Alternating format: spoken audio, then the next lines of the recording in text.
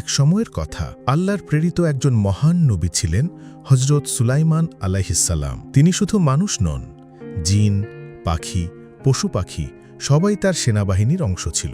আল্লাহ তাকে এমন এক অদ্ভুত ক্ষমতা দিয়েছিলেন যা অন্য কারও ছিল না। তিনি প্রাণীদের ভাষা বুঝতে পারতেন, এমনকি সবচেয়ে ক্ষুদ্র প্রাণী, ছোট্ট একটা পিঁপড়ার কথাও। একদিন সুলাইমান আলাইহিসসালাম তার বিশাল বাহিনী নিয়ে যাত্রা করলেন। আকাশের দিকে তাকালে দেখা যায় অসংখ্য পাখি সারি বেঁধে উড়ে যাচ্ছে। চারদিক ভরে গেছে মানুষের পদচারণায়, জিনেরা ডান দিকে বাম দিকে ছুটে চলছে। বিশাল এক শোভাযাত্রা যেন ধেয়ে চলেছে পৃথিবীর বুকে। এমন সময় তারা পৌঁছালেন এক উপত্যকায়, যার নাম নামল উপত্যকা। এখানে হাজার হাজার পিঁপড়ার বসবাস। ছোট্ট ছোট্ট সেই প্রাণীরা খাবার জোগাড়ে ব্যস্ত, নিজেদের বাসা বানাতে ব্যস্ত। হঠাৎ দূর থেকে তারা দেখতে পেল এক বিশাল সেনাবাহিনী আসছে।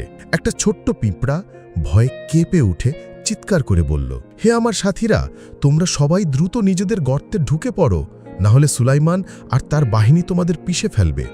অথচ তারা টেরও পাবে না। ভাবো তো, এত ক্ষুদ্র এক প্রাণী, তার কণ্ঠস্বর মানুষের কানে পৌঁছানো অসম্ভব। কিন্তু আল্লাহর বিশেষ ক্ষমতায় হজরত সুলাইমান আলাইহিসসালাম সেই কথা শুনতে পেলেন। সুলাইমান আলাইহিসসালাম থেমে গেলেন। তিনি শুনলেন পিঁপড়ার সতর্ক বার্তা। তার মুখে এক প্রশান্ত হাসি ফুটে উঠল। তিনি আল্লাহর কাছে মাথা নত করে বললেন, হে আমার প্রভু, আমাকে সেই তাওফিক দাও যাতে আমি তোমার নেয়ামতের কৃতজ্ঞতা আদায় করতে পারি। তুমি যে অনুগ্রহ আমার ওপর আর আমার বাবা মায়ের ওপর বর্ষণ করেছ, তার জন্য আমি কৃতজ্ঞ থাকতে চাই। আর আমাকে সৎ কাজ করার তাওফিক দাও যাতে তুমি খুশি হও। সেনাবাহিনীর সবাই অবাক হয়ে গেল। তারা জানে না কেন হঠাৎ নবী থেমে হাসলেন, কেন তিনি এমন দোয়া করলেন। তখন সুলাইমান আলাইহিসসালাম বললেন, আমি এক ছোট্ট প্রাণীর মুখ থেকে এমন কথা শুনেছি যা আমাদের জন্য শিক্ষার মতো। দুনিয়ার সবচেয়ে ছোট প্রাণীও নিজের জাতিকে বাঁচানোর চেষ্টা করে, আর আমরা মানুষ হয়েও কত সময় নিজের ভাই বোনের কথা ভুলে যাই।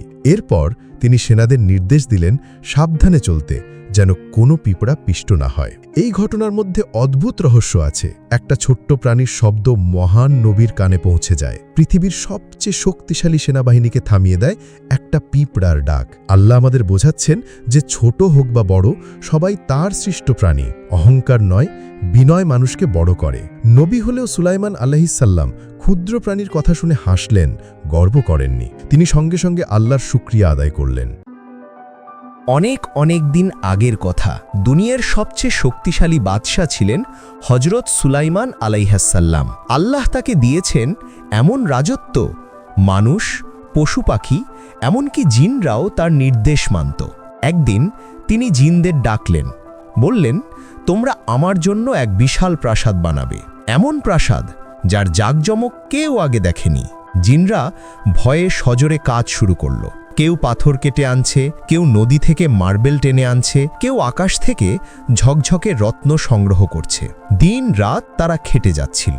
সুলাইমান আলাইহিসসালাম দূর থেকে সবকিছু দেখছিলেন, সিংহাসনে বসা, হাতে লাঠি। তার রাজকীয় চেহারায় জিনদের ভয় আরও বেড়ে যেত। তারা ভাবত, যদি অলস হই তবে নবী আমাদের সাথে কঠিন আচরণ করবেন। কিন্তু হঠাৎই আল্লাহর হুকুম এলো, সুলাইমান আলাইহিসসালামের রূহ কেড়ে নেওয়া হলো। তিনি লাঠির ওপর ভর দিয়ে দাঁড়িয়েই ইন্তেকাল করলেন। তবে জিনরা কিছুই বুঝতে পারল না। তারা ভাবতে লাগল, বাদশাহ এখনো জীবিত, আমাদের দেখছেন। তাই আরও জোরে জোরে কাজ চালিয়ে গেল। দিন গেল, সপ্তাহ গেল, মাসও পার হয়ে গেল। তবুও সুলাইমান আলাইহিসসালাম দাঁড়িয়ে রইলেন ঠিক আগের মতো। একদিন আল্লাহ এক ছোট্ট উই পোকাকে পাঠালেন। সে ধীরে ধীরে সুলাইমান আলাইহিসসালামের লাঠি খেয়ে ফেলতে লাগল। কারও চোখে পড়ল না। অবশেষে লাঠি ভেঙে পড়ল। সিংহাসনে বসা সুলাইমান আলাইহিসসালামের দেহ মাটিতে লুটিয়ে গেল। জিনরা ভয়ে কেঁপে উঠল। হায় আল্লাহ, এতদিন আমরা ভেবেছিলাম নবী আমাদের নজরে রেখেছেন, অথচ তিনি তো অনেক আগেই ইন্তেকাল করেছেন। তখনই তারা বুঝল, জিনরা ভবিষ্যৎ জানে না, অদৃশ্য জানে না। গায়েবের জ্ঞান একমাত্র আল্লাহর কাছেই। মানুষের দুনিয়ার শক্তি চিরস্থায়ী নয়। জিনরা অদৃশ্য জানে না। আল্লাহ যখন চান তখন সবচেয়ে ক্ষমতাবানও অসহায় হয়ে যায়। এই গল্পটা শুনলে আপনি আর কোনোদিন ভিখারি দেখে অবহেলা করবেন না, কারণ হয়তো সে আপনার জন্য দোয়া করা একজন আল্লাহর প্রিয় বান্দা হতে পারে। এক ধনী ব্যবসায়ী, নাম তার শাহিন ভাই, নামাজ রোজা করে কিন্তু গরিবদের দিকে চোখ তুলে দেখে না। প্রতিদিন অফিসে যাওয়ার পথে এক ভিখারি একজন বৃদ্ধ মানুষ হাত বাড়িয়ে কিছু চায়। শাহিন ভাই তাকিয়ে বলেন, কাজ করতে পারো না, শুধু ভিক্ষা চাই? তারপর গাড়ি চালিয়ে চলে যান। এভাবে দিন যায়, মাস যায়। একদিন হঠাৎ করে শাহিন ভাইয়ের ব্যবসায় আগুন লাগে। ব্যাংকের লোন ডিফল্ট হয়, শরীর খারাপ, ছেলে অসুস্থ, স্ত্রী চলে যায়। চারদিক থেকে ধসে পড়ে সবকিছু। এক রাতে দুঃখে ক্লান্ত হয়ে তিনি মসজিদে গিয়ে কান্না করতে থাকেন, আল্লাহ, আমি কোথায় ভুল করলাম? এক বৃদ্ধ লোক পাশে বসে বলেন, আপনি যে ভিখারিকে প্রতিদিন অপমান করতেন, জানেন সে কে ছিল? তিনি ছিলেন এক আলেম, যিনি ক্যান্সারে ভুগছিলেন। কাজ করতে পারতেন না, প্রতিদিন আল্লাহর কাছে দোয়া করতেন, যারা আমাকে সাহায্য করে আল্লাহ তাদের দিও, আর যারা অপমান করে তাদের দুনিয়ার অহংকার ভেঙে দিও। শাহিন ভাই চমকে যান, তার চোখে পানি। সেই বৃদ্ধ লোক বলেন, আমি নিজেই সেই ভিখারি। আপনি আজ ভেঙে পড়েছেন কারণ আপনি কাউকে মানুষ মনে করতেন না। আজ থেকে বদলে যান, আল্লাহ এখনও আপনার জন্য দরজা খুলে রেখেছেন। বন্ধুরা, আল্লাহ যাকে খুশি সম্মান দেন, যাকে খুশি অপমান করেন। আপনার গাড়ি বাড়ি আজ আছে, কাল নাও থাকতে পারে। একজন গরিবকে দেখা মানেই শুধু টাকা দেওয়া নয়, তাকে মানবতা দিয়ে দেখা আমাদের দায়িত্ব। আকাশে ঝাঁক বেঁধে উড়ে যাচ্ছে অনেক পাখি। তাদের মধ্যে এক ছোট্ট হুদহুদ পাখি ঠোঁটে ডালপালা নিয়ে ব্যস্তভাবে ছুটছে। নিজের ছোট্ট বাসাটা বানাতে সে চেষ্টা করছে, বারবার ডাল ফেলে দিচ্ছে, আবার কুড়িয়ে নিচ্ছে। মনে মনে ভাবে, আল্লাহর সৃষ্টি কত অদ্ভুত। আমি ছোট্ট পাখি, তবু বাসা বানাতে হবে, সন্তানদের আশ্রয় দিতে হবে। এই দায়িত্ব কি ছোট কিছু? কিন্তু কিছুক্ষণের মধ্যে সে হারিয়ে যায় অন্যদিকে। দূর দেশে গিয়ে দেখে এক রাজ্যের মানুষ সূর্যের সামনে সিজদা করছে। অবাক হয়ে ভাবে, আল্লাহ আছেন, সব কিছুর মালিক তিনি, অথচ এরা সূর্যের পূজা করছে। ফিরে আসে আর যায় হজরত সুলাইমান আলাইহিসসালামের কাছে। মাথা নিচু করে বলল, হে আল্লাহর নবী, আমি এমন এক রাজ্যের খবর আনলাম যেখানে এক নারী সূর্যের পূজা করে। আমি সত্যি কথা বলছি। সুলাইমান আলাইহিসসালাম শান্ত স্বরে উত্তর দেন, আমরা যাচাই করব। সত্য হলে তোমার খবর মহান শিক্ষা হয়ে থাকবে। তিনি একটি চিঠি লিখে হুদহুদকে দিলেন আর বললেন, এটা রানী বিলকিসকে পৌঁছে দাও। হুদহুদ আবার ছুটে গেল, ছোট্ট ঠোঁটে চিঠি নিয়ে রাজপ্রাসাদের ভেতর ঢুকে পড়ল।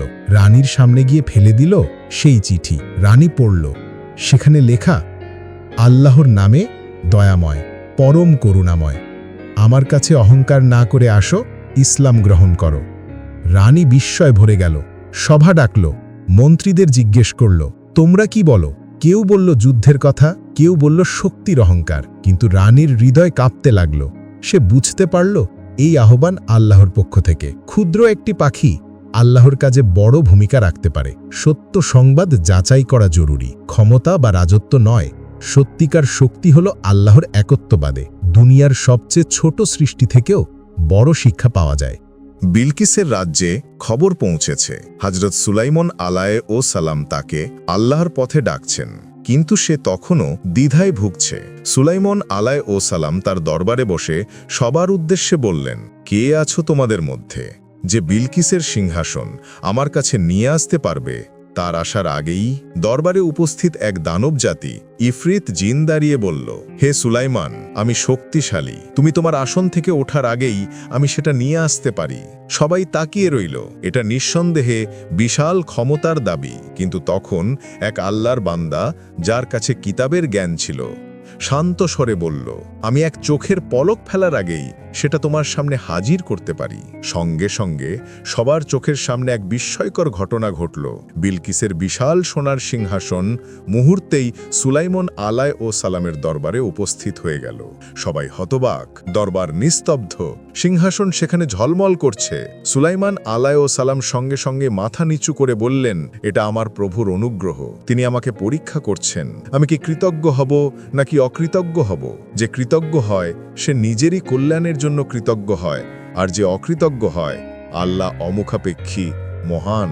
এরপর তিনি নির্দেশ দিলেন, সিংহাসনটাকে কিছুটা পরিবর্তন করো, দেখি বিলকিস এলে চিনতে পারে কিনা।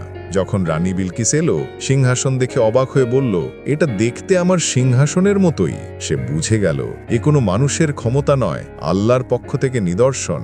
তার হৃদয় নরম হয়ে গেল, অহংকার ভেঙে পড়ল। শেষ পর্যন্ত সে ঈমান গ্রহণ করল আর বলল, আমি সারা বিশ্বের রব আল্লাহর কাছে আত্মসমর্পণ করছি।